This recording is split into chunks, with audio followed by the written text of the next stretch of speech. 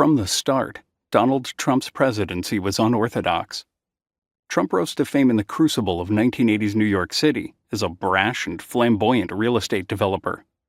In a series of books and interviews, he touted himself as one of the country's most successful and wealthy businessmen. But even as he courted fame, Trump also courted controversy. Critics insisted that his real estate prowess was overstated, and that his empire was built on an uneven foundation, routinely teetering on the brink of bankruptcy. No matter. For Trump, image was everything.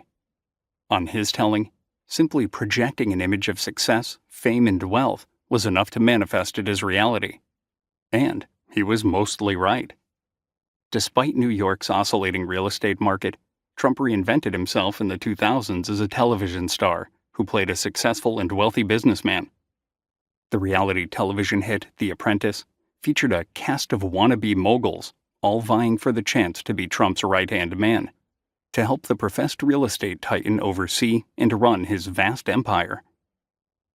Arguably, the show did very little to advance the careers of its various contestants, but it succeeded in introducing Donald Trump to much of America.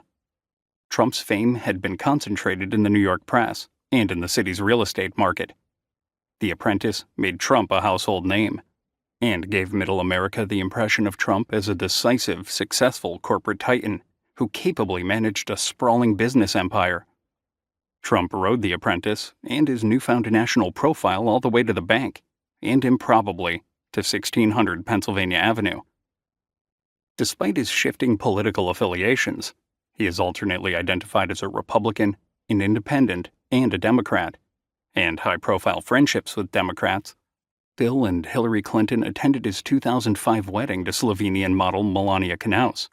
Trump hitched his wagon to the Republican Party during President Barack Obama's first term. Indeed, Obama's 2 terms in the White House appeared to animate Trump's political ambitions, at which he had hinted at various points in his life. He routinely took to conservative television and radio outlets to deride President Obama and his signature domestic policy initiative, the Affordable Care Act, as big government.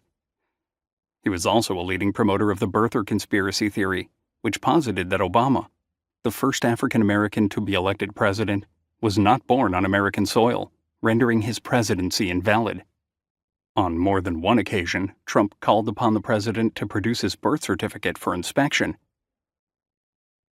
Although the birther theory was widely debunked, Trump nonetheless continued to voice claims that the Obama administration was both illegitimate and an utter failure.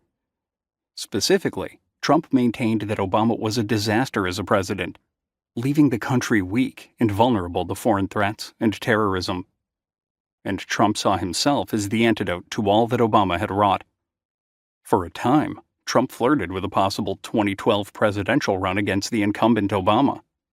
He eventually abandoned the idea during the Republican primary in order to film another season of The Apprentice.